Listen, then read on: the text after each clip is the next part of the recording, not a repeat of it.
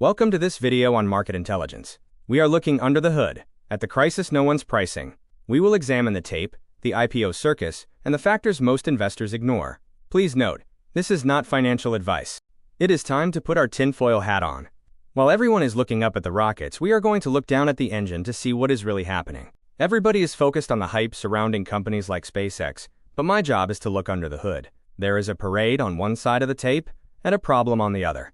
We trade both. If you are currently grinding away, blowing accounts, or just chasing clips, I have been there too. I am not here to sell you a dream, but to show you the work, the receipts, and the decisions that actually change a trader's journey.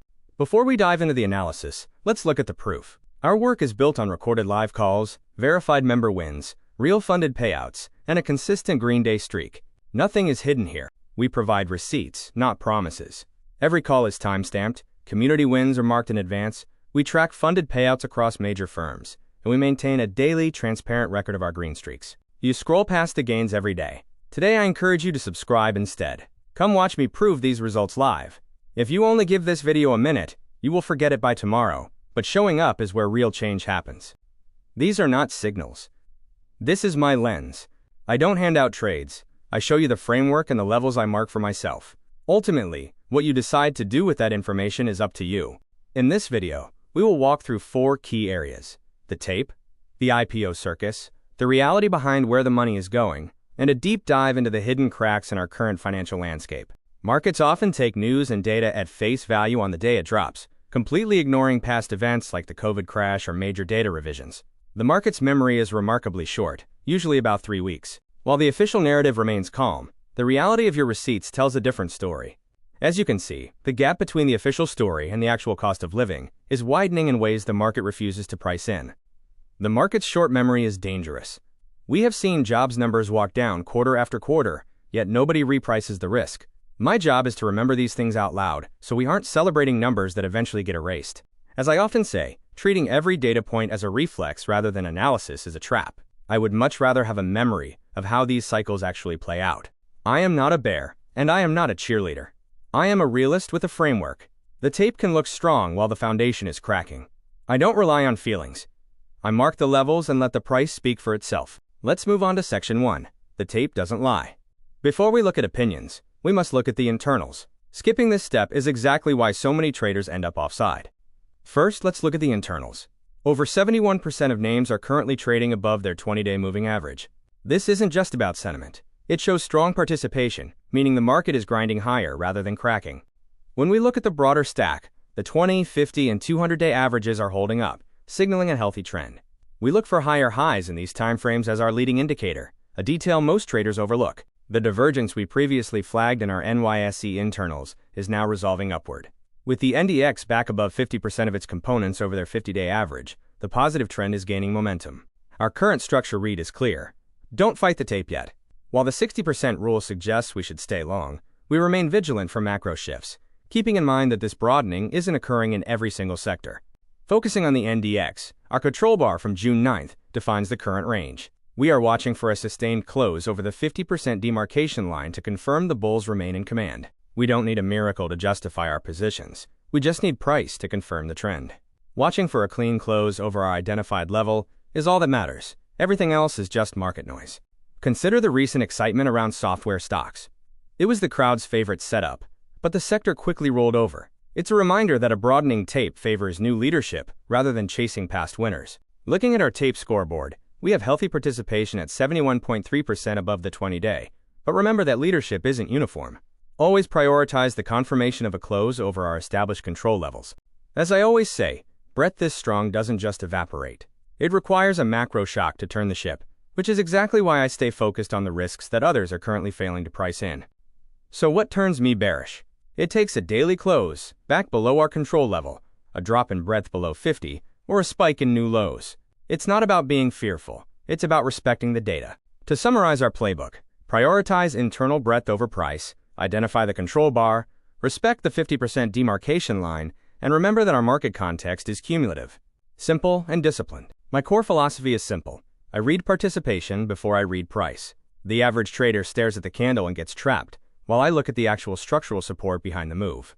When we analyze sectors, remember that broadening is healthy, but it isn't uniform. Don't fall for the trap of trading the market as a whole. Trade where the actual conviction and participation are located. My process for marking control bars is designed for consistency. I find the range owner, draw my 50% line, and wait for a daily close. Intraday wicks are often misleading. I trade the decision, not the noise.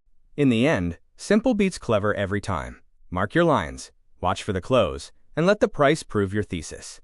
Everything else is just static, until the market gives you a clear signal. Moving on to our second section, the IPO circus. When a giant like SpaceX goes public, it brings more than just headlines. We are going to look at the merger rumors, the levered swaps, and the ETFs that often lead to classic, quote, sell the news events. Look at these facts. An $1.8 trillion valuation puts it in the top 6 US companies. With only 4% of the shares trading now, it creates an immediate scarcity. But remember, the rest of the supply will unlock later. That wall of supply is what I am watching. This is how I map it, not a call to action. I look for the 50% line and the IPO VWAP. When the dust settles, these are the levels that define the institutional battleground. You have to draw your own lines to stay disciplined. The float mechanics are key. A thin, 4% float explains that massive midday gap, but index inclusion is coming, and 60% of the company will be unlocked by November. Always look past the headline story and focus on the actual supply and demand structure. My doctrine for IPOs is simple. Lose the first day VWAP on a daily closing basis, and you are likely in trouble. We have seen this same pattern play out with companies like Coinbase and Meta. It is a reliable tell that I never ignore. On my map, 163 is the line. Above it, the average buyer is in the green. Below it, they are underwater. I track what they do with the price, not what they say in the news. Mark your own levels. This is mine. Every hyped IPO shares a similar rhythm, from Facebook to Coinbase. They start with massive hype and often finish with a quote-quote sell the news event. The forced index buying is coming, but stay nimble.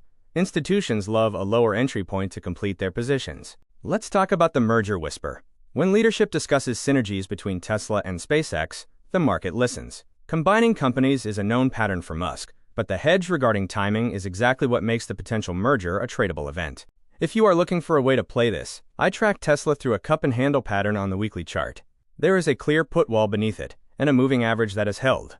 Again, this is my read, not a signal. Here are the specific levels I monitor. 380 for the put wall, the 55-day moving average retest, and a measured move pointing towards 673. These are my benchmarks. I watch how the price acts at these levels. I never force a trade. Is a merger inevitable? Some analysts say there is an 80% probability. I do not play the probability game. I focus on the support levels the market creates in response to that whisper. That is where the real edge is found. Avoid the premium trap. When private companies go public, the initial premium often evaporates as NAV becomes the gravitational pull. Don't pay a massive markup for something you can buy more effectively when the market stabilizes. Looking at the derivative casino, we have tools like SPCL, DXYZ, and VCX. Each has a different structure and premium. I analyze the gap between their NAV and market price to see if the premium is compressing. That is the story I am trading. Ultimately, assets are only worth what they are worth. When you can access value in the open market, paying a premium is unnecessary. Capital does not return to these inflated spots once the market corrects. That realization is the heart of this trade. It is almost ironic that the best IPO in history has coincided with the implosion of space-focused ETFs. The funds forced to own it had to liquidate other positions to make room. It is a harsh lesson in market structure. Thanks for watching. Let's pull back the curtain on how space ETFs caused their own disruption. It wasn't about the businesses themselves, but rather the mechanics of the flow. Unexpected allocations, forced selling, and a lack of pre-raised capital turned a steady stream into a flood, overwhelming the capacity of the market. This rebalance created clear casualties, with names like RKLB and ASTS caught in the crossfire as selling was forced to make room, not due to fundamentals. In this scenario, selling often becomes self-fulfilling, persisting until the rebalance is complete, leaving other stocks trading at a discount compared to the new standard. While the market reacted, the critical short seller note carries weight. Many space companies lack significant revenue and rely on ongoing stock offerings. With commercial viability years away, and valuations often trading at a premium to leaders like SpaceX, the question shouldn't be whether it's cheap, but cheap compared to what? Reflecting on the situation, the best IPO in history occurred while the space ETFs were liquidating their positions. Being long provided an opportunity, and I'll certainly take that result. The current market environment offers two very real, conflicting realities. Immediate scarcity driving price gaps today, contrasted with a massive supply wall arriving later in November. I find it necessary to hold both perspectives simultaneously. Through my lens, index inclusion triggers a mechanical bid. Funds tracking an index must own the stock regardless of opinion. I monitor where this mechanical flow is likely to emerge and let the price confirm the trade, rather than fighting the inevitable pressure. In trading, assets are worth exactly what the market determines. When fundamental value erodes from these names, there is no chance for a simple rebound. Recognizing that gravity is essential to my trading strategy.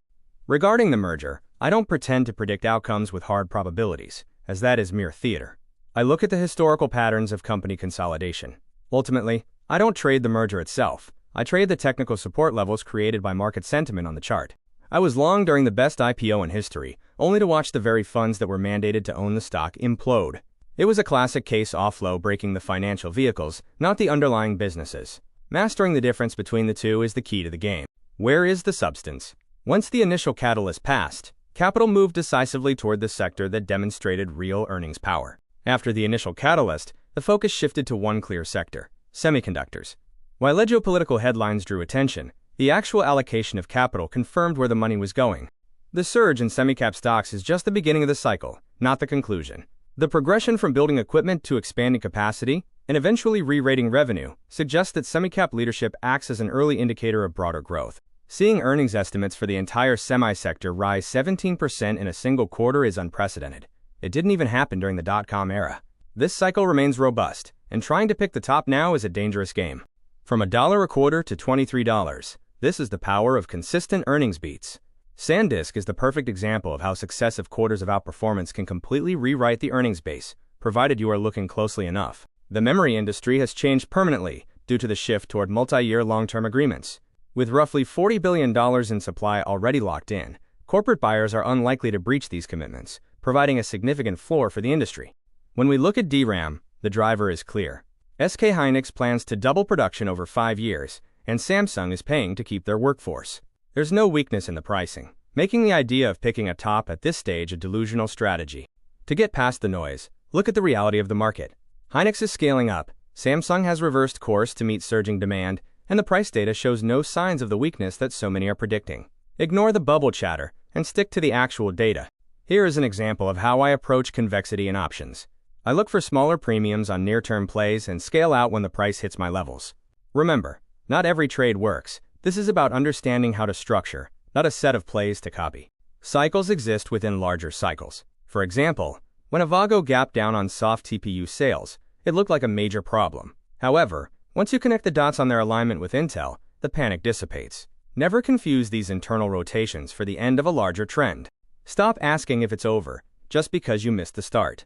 The right question is, what specific data would actually make you believe it's over? Right now, companies aren't missing earnings. That's the honest, uncomfortable answer. In the semiconductor scoreboard, we see a 17% revision in earnings, long-term supply agreements locking in capacity, and leadership from semicap equipment manufacturers. DRAM pricing remains firm as well. I'll continue trading this cycle until the data gives us a reason to stop. If you weren't there when the trend started, trying to guess the exact moment it ends is a deadly game. Focus on the process, not on being the one to call the top. Semicap leadership is the true beginning of the cycle. We build the tools, we build the capacity, and then we re-rate the revenue. When the equipment makers lead, it's an early cycle signal that I refuse to fade. Supply-side agreements have changed the game. With multi-year commitments locking in most of the supply, we have a real floor under revenue.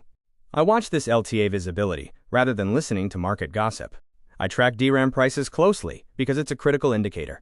Despite all the promises of impending weakness, the price tells a different story. Until the price turns, I trust the price. My process for reading the semi-cycle is simple. First, verify with data like revisions and price. Second, respect convexity and trade around levels. Third, distinguish between localized rotations and the end of the trend. This is how I maintain my edge. Now let's go under the hood. There's a set of factors the tape is currently ignoring, which is exactly why I maintain a realist perspective instead of just cheering on the market. There is a calendar that nobody is pricing in, and it's called the midterms. Every major policy decision, from energy to the Fed, is now influenced by the need to secure votes. This reality is a powerful, often overlooked variable. The narrative currently looks calm, but that is likely to crack. As we look toward the summer, don't ignore the risk of an oil breakout. Policy decisions are bending toward the midterm election, and that creates significant market impact. The incentives are clear. Gas prices at the pump directly affect election outcomes, The Fed's path is constrained by political gravity, and global adversaries are betting that leaders won't risk an oil spike before the vote. This is the hidden game driving current policy. We are facing a cycle where the market is pricing a clean peace, but history shows these situations are rarely straightforward. Tensions often escalate every few hours, and that persistent uncertainty is something the current market is not accurately reflecting. The current tape suggests a peace deal is essentially done, which is the conventional wisdom. However, looking at the playbook, agreements are often renegotiated or walked back. A real oil shock is not currently priced in, creating a significant asymmetry to consider for the summer. There is a significant gap between headline inflation and the cost of living. While inflation numbers may drift, the daily expenses of insurance and shelter keep climbing. Increasingly, households are forced to rely on credit, which works until it doesn't. Data can be deceptive. People are losing jobs, regardless of what the latest employment number says. The print we see is just a snapshot, often with revisions attached. The lived experience of the labor market shows up long before the official data admits it. Remember last year's jobs data? They were revised away, benchmark by benchmark, yet the market never repriced the initial optimism. That history is a reminder to look past the immediate headline. Whether it's COVID-era data or recent revisions, the market's memory is incredibly short. Any data print is taken at face value the same day it drops. That is not analysis. That is a reflex.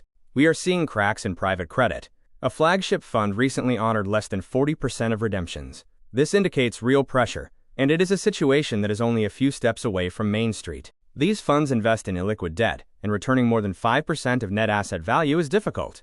Investors are now redeeming at par to reinvest elsewhere.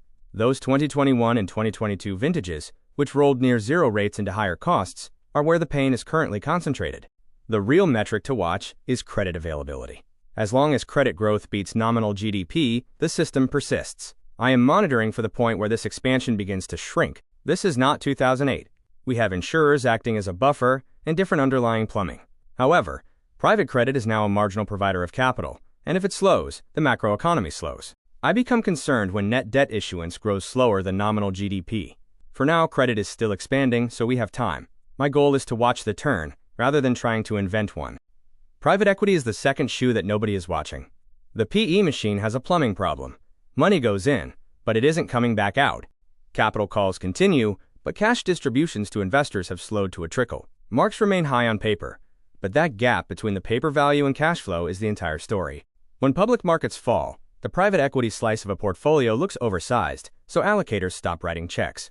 Meanwhile, with no IPOs, the exit door is effectively frozen. Secondary markets tell the truth. When a stake stated at 100 changes hands at 70, that discount is the real valuation. I don't need private equity to collapse. I just watch the discount. That is my read on reality. Private equity doesn't crash on a Tuesday. It leaks through frozen exits and gated funds, revealing that previous market marks were never actually real. To stay ahead, we must hold two ideas at once. The bull case, driven by healthy market breadth, and the bear case, fueled by systemic economic cracks. Don't just pick a side. Watch the levels and let the price act as the referee. The market has often priced in outcomes that simply aren't going to happen. The trade is found in that gap between the story and the underlying reality. Focus your monitoring on specific indicators: oil trends, credit availability relative to GDP, IPO performance against its VWAP, and official economic data revisions.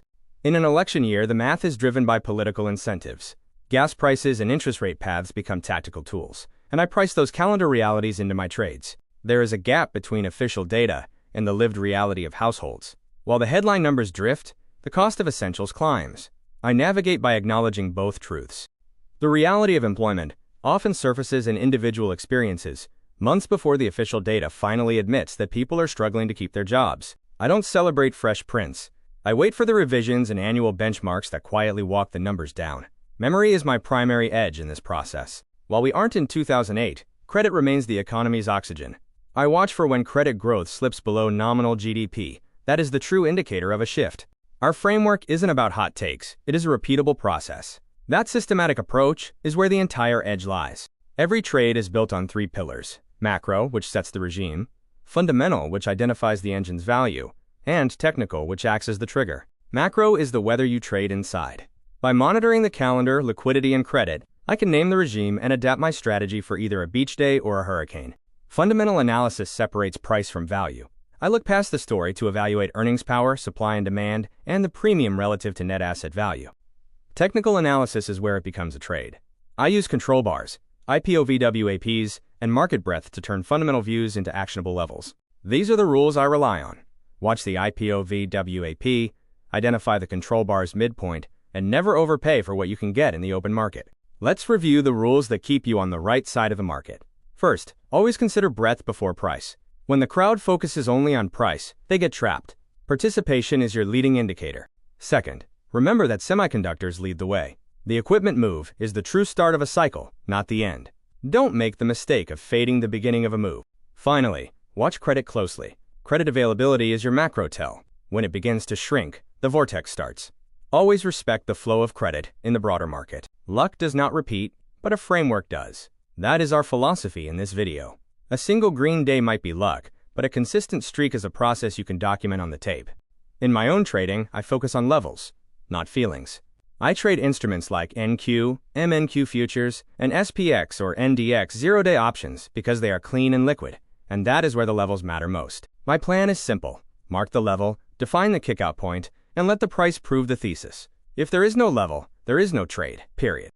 Discipline is key. I prioritize being defensive over offensive when the structure demands it.